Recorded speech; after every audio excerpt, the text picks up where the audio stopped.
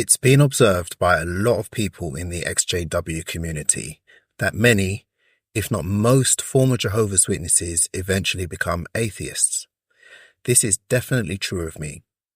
However, there are many misconceptions about why this is the case. So today, I'll attempt to clear up some of these misconceptions by explaining exactly why I'm an atheist on this week's episode of the Jexit podcast.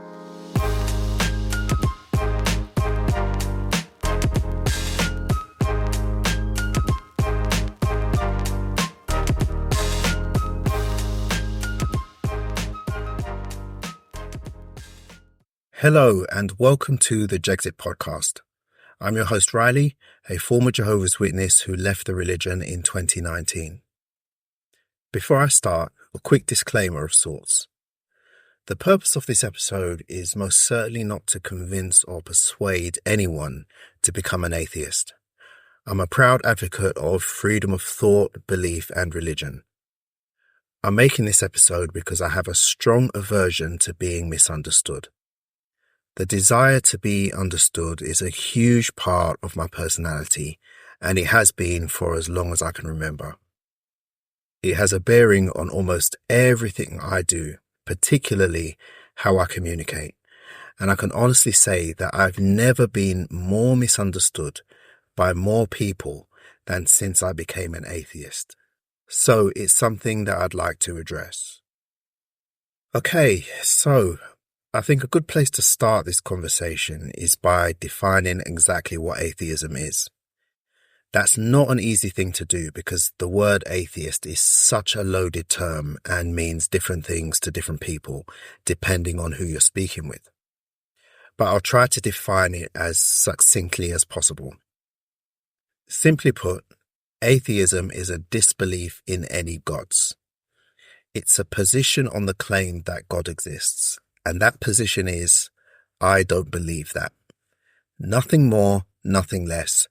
That is all that atheism is. However, we now live in the internet age, and for some reason, it's no longer sufficient when voicing one's opinions to say what you mean. You also have to accompany your statements with an entire list of everything that you don't mean. I have no idea why that is the case, but evidently it is. So as well as explaining what atheism is, here is a list of what atheism isn't.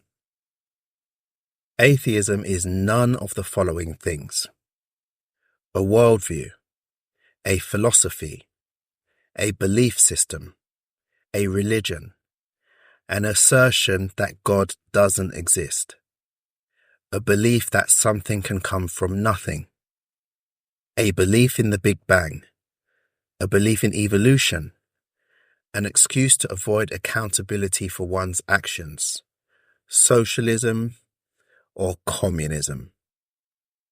Of course, that's not an exhaustive list. It would be absolutely impossible to write a complete list of everything that atheism isn't. But these are some of the most common misconceptions that I've heard about atheism. So, to clarify that list, atheism is not mutually inclusive of anything I mentioned.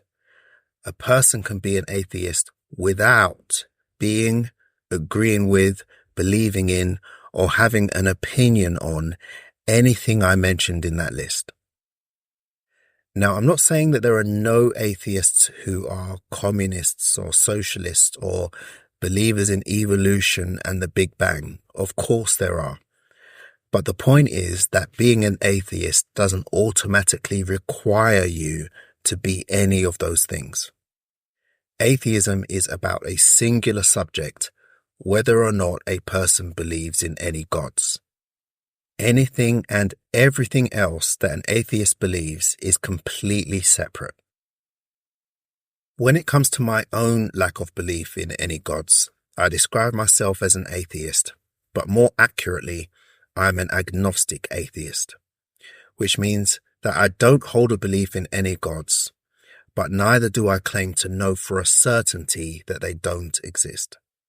I'm simply unconvinced. This is an important distinction to make because there are some atheists who do assert that there are no gods, and they are called Gnostic atheists as opposed to agnostic atheists, which is what I am. Another way of describing my position on the God claim is that I'm an agnostic atheist to the general concept of a God, but I'm a Gnostic atheist to the existence of some specific gods. To clarify further, I'm open to the idea that a powerful being who created the universe might exist. I don't believe in one due to lack of credible evidence, but if I saw evidence, then I'd believe. However, I don't hesitate to say for a certainty that Jehovah, Yahweh, Zeus, Apollo, Odin, Thor, Osiris, and Horus are all fictional, man-made gods and definitely don't exist. Now that I've clarified all of that, I hope, how did I get here? How did I go from believing for a 100% certainty that God is real to being a complete non-believer? Well, that journey started after I woke up from my JW indoctrination. If you're unfamiliar with that story, I have a 6-part series going into detail about how that happened, starting from episode 24 of this podcast. So after realizing that the religion I was raised in was a complete lie and a man-made cult, I was understandably devastated and disillusioned. I just learned that my religion was a lie, but even more than that, I'd seen how similar the JWs are to other religions, and it was abundantly clear to me that organized religions are just man-made institutions with the aim of controlling people through fear and a system of rewards and punishments. But I reasoned to myself that the fact that so many religions are oppressive and corrupt doesn't necessarily mean that God doesn't exist. I still believed in the existence of a creator or something divine, but I had no idea what it was or how to acknowledge it. So for a time, I described myself as being spiritual but not religious. Now, during this time, I felt extremely lost. I'd recently had my entire worldview taken away from me, and I had no idea what to believe or think about anything, not just religion or the God claim. It was an extremely distressing time, and I experienced a lot of mental and emotional turmoil. Not only did I lack opinions and beliefs on some really important topics, I had no framework from which to derive any such opinions and beliefs. So as a way to resolve this, I embarked on like a mental exercise to try and give myself some kind of stability. I would choose a random subject. It could be anything like homosexuality, abortion, gender identity, military service, gambling, etc. I'd learn everything I could about it without taking a course of some kind, and then decide what my opinions were on that subject. It was like trying to rebuild a structure from the ground up after it had been demolished and its foundations had been destroyed. So I gradually worked my way through this list of topics, and I eventually got to the existence of a creator. Now at this point you might be thinking, but why did you need to question that when you already knew what you believed about the possibility of something divine? Now that's a fair question. The exercise that I went through was mostly focused on things that I was unsure of or undecided about. I wasn't unsure of or undecided about the existence of a creator. I was convinced that a creator had to exist. So then why did I end up questioning it? The simple answer, if I could sum it up in one word, would be humility. I was humble enough to admit to myself that I was capable of being wrong, capable of being fooled and deceived. For 42 years, I was fooled and deceived into thinking that Jehovah's Witnesses had the one true religion, and I was wrong about that, despite being 100% convinced of it. So that taught me that I could no longer rely on my own convictions to inform me about the realities of the world, because reality isn't shaped by what I'm convinced of. A way to illustrate my point further would be to consider something called judicial reviews. I'm not sure if this is something unique to our legal system or if other countries do it as well, but here in the UK, if an expert witness in a court case, like a pathologist or a forensic scientist, is found to have flawed methods or practices, every single case that they ever worked on that resulted in a criminal conviction would automatically go under review, because due to their flawed practices, those criminal convictions would no longer be considered reliable. So, in a similar way, my own personal convictions were no longer reliable to me, and it caused me to question almost everything. To be clear, I'm not saying that all my personal convictions were false. I was convinced of many true things, and I still am. For example, I'm convinced that 2 + 2 = 4. What I am saying is that my being convinced of something doesn't make it true. Something can be true independently of whether I'm convinced of it or not. So to me, questioning my belief in a divine creator was the only intellectually honest thing that I could do. I didn't want to be like a detective who started an investigation based on preconceived ideas. I wanted to start with a clean slate and be open to any possibility. I wanted accurate information to lead me to my conclusions and nothing else. But doing this wasn't easy. It was anything but easy, to be honest. It was difficult because I was afraid. I was afraid of the implications of a creator not existing. The way it felt actually reminds me of a scene from the movie Inception. It's the scene where Dominic Cobb, Leonardo DiCaprio's character, and his protege, I guess, Ariadne, they are sitting outside a cafe in Paris, and Cobb asks her, "How did we get here?"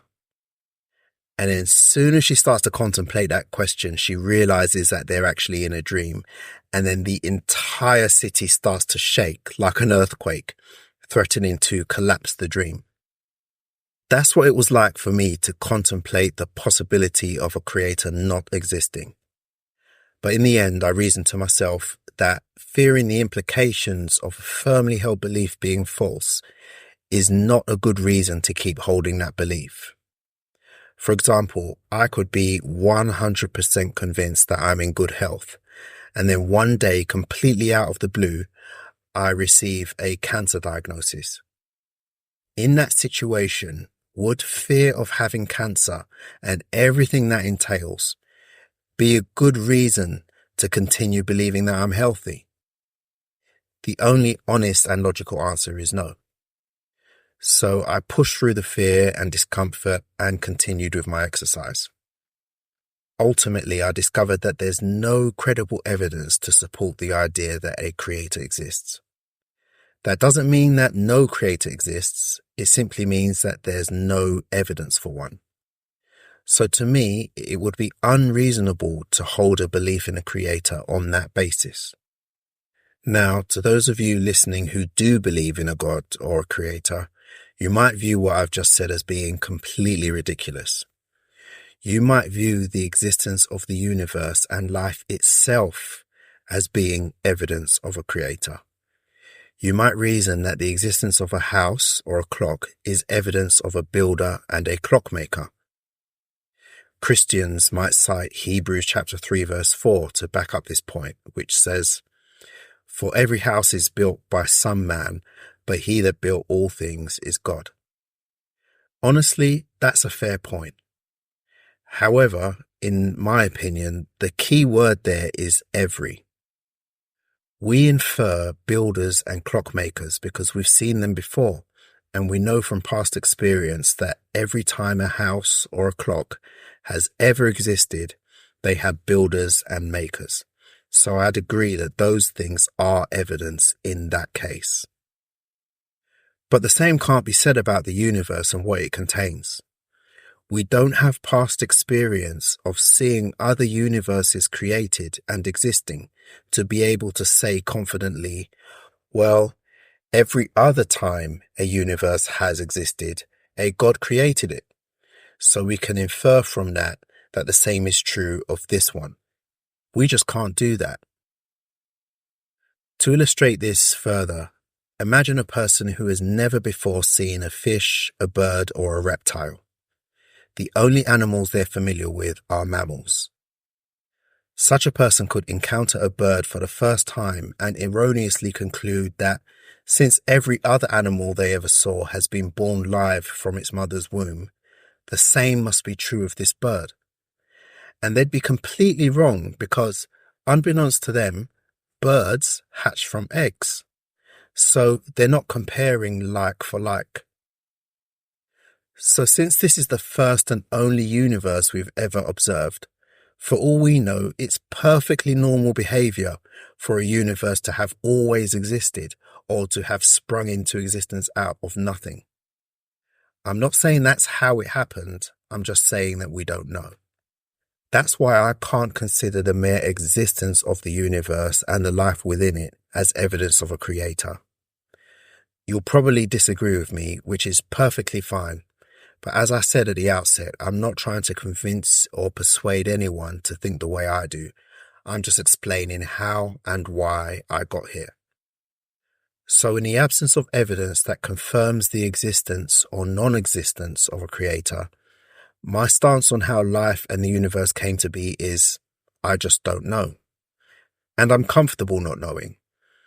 If the opportunity to know ever presented itself, I'd gladly take it. But until then, I'm content with not knowing, and I'm certainly not going to use an unevidenced assertion as a placeholder in lieu of something more definitive.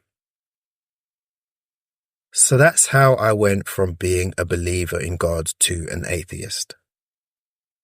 Next, I'd like to go into more detail about the many misconceptions that people have about atheists. And these are all things that have been said to me personally. By far, the most common misconception I've heard is that atheism is an overreaction to the realization that I was in a cult and that I'm throwing the proverbial baby out with the bathwater.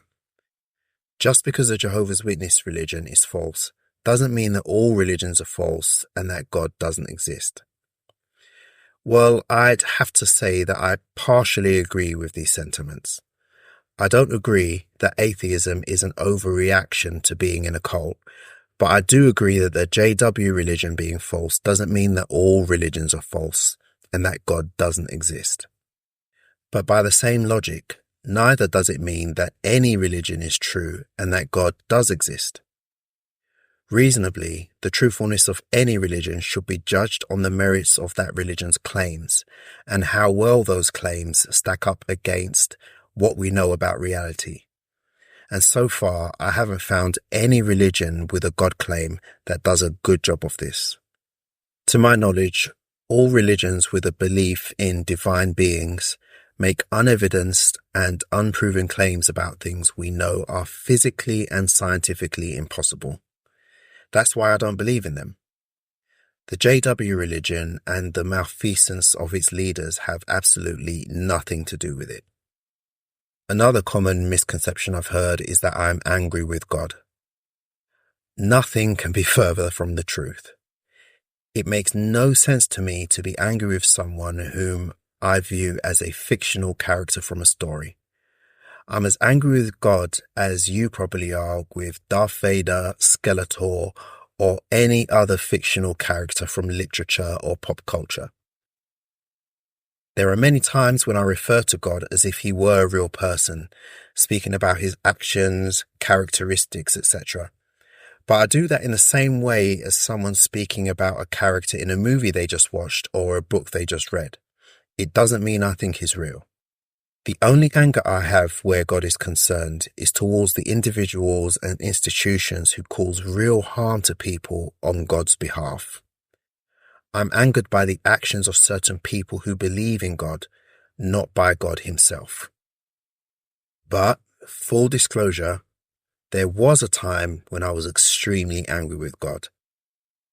After deciding that I would never return to the JW religion, I was very angry with Jehovah, and I was also frustrated that what I was taught about how loving and full of justice he was didn't match up with the reality of what I was experiencing at the time. But I still believed in him then. As soon as I stopped believing he was real, I stopped being angry. Another misconception that I've heard many times, and one that has also been put to me, is you're an atheist because you want to sin. This one fundamentally can't be true because I don't believe in sin. In fact, I don't commit any sins either. Usually when I say that to people, I'm met with gasps of disbelief because people think that I'm claiming to be perfect and that I don't do anything wrong, and that I'm saying that I don't believe in morality or the concept of right or wrong. But that's also a misunderstanding. Of course I'm not perfect. Of course I believe in morality. And of course I believe that certain things are right and certain things are wrong. The difference is that I don't base my morals on what any God says is wrong, which is what sin essentially is. It's doing something forbidden by a God. So since I don't believe in any gods, I don't believe in sin, nor do I commit any. Sin is a man-made construct that only exists in the religions that have it as a concept. Think of it like this. An atheist can no more commit a sin than an NFL player can commit a traveling violation. The traveling rule doesn't exist in the NFL. It only exists in basketball. It makes no sense to expect an NFL player to abide by the rule or accuse him of breaking it. Traveling is a non-concept in his game, and sin is a non-concept in mine. In terms of morals, I can't speak for all atheists, but my moral code is based on maximizing well-being and minimizing harm. I try to ensure that my actions have as positive an effect on and cause as little harm to other people as humanly possible. Of course, I can't do this perfectly, but I try my best. But to be fair, everything I just explained about morality and sin is all just semantics at the end of the day, and it doesn't really address the misunderstanding. When people say you're an atheist because you want to sin, what I think they mean is that I'm rejecting God and religion because I want to do things that I know many religions would disapprove of. This makes no logical sense because you can't choose to stop believing in something just because a certain course of action appeals to you. We believe in things we're convinced of. There's no choice involved in that. For example, put your hand up if you've ever wished you could fly, or maybe you still do. If your hand is up, can you now choose to stop believing in gravity just to make your dreams of flying come true? You can't, so it doesn't work. I can no more stop believing in God so that I can sin than you can stop believing in gravity so that you can fly. For this misunderstanding to be true, it would require a great deal of self-deception. It would mean actually believing deep down that God exists and yet acting as if I don't, just so that I can ignore his rules, and that wouldn't make any sense. Another thing that has been said to me a lot is that I'm an atheist for emotional reasons. Actually, this is something that I used to say myself when I was a Jehovah's Witness. I was under the mistaken impression that all you had to do was speak to an atheist for long enough, and eventually they would divulge an emotional reason for their non-belief. Most likely it would be due to some kind of personal tragedy like a serious illness or the loss of a loved one. They probably prayed during that time, but their prayer wasn't answered, and then out of anger and disappointment, they stopped believing in God. The reason I thought this way was because I was erroneously conflating the ideas of belief and worship, and many other believers do the same. To explain what I mean, worshipping God and believing in God are two completely different things. The fact that you can do them independently of each other proves this. You can worship God by going through the motions of attending services, evangelizing, praying publicly, and observing other rituals, while not actually believing that God is real. Conversely, you can hold a belief in God while doing none of those things. I absolutely stopped worshipping God for emotional reasons. I felt angry, let down, deceived, and hurt by God. It was similar to going through the breakdown of a relationship. More often than not, relationships end for emotional reasons, and my relationship with God was no different. But that's not when or why I stopped believing in Him. That came further down the line and for different reasons. I stopped believing in God when I realized that there was no credible evidence for His existence, and it was definitely not an emotional decision. It was at the end of a rigorous and clinical process of education, analysis, self-reflection, and intellectual honesty. So I can confidently say that I didn't stop believing in God for emotional reasons. I stopped worshipping Him for emotional reasons, but I stopped believing in Him for reasons of logic and rationality. So that's how and why I became an atheist. I really hope that I've cleared up some misconceptions that you may have had about atheists and atheism. If so, please tell me about them. I'd love to hear your thoughts. If not, still tell me your thoughts. I'm always open to having discussions with people who think differently to me. Again, I haven't made this episode to try and convert anyone to atheism. My days of trying to convert people ended when I left the JW religion. This podcast from the very beginning has always been about sharing my own personal journey, and becoming an atheist is a really significant part of that. And for that reason, I think it's an important part of my journey to share. That's it for this episode. I really hope you enjoyed it. Please like, share and comment, and subscribe to the podcast to help it reach as many listeners as possible. Thanks again for listening, and I hope you have a great week.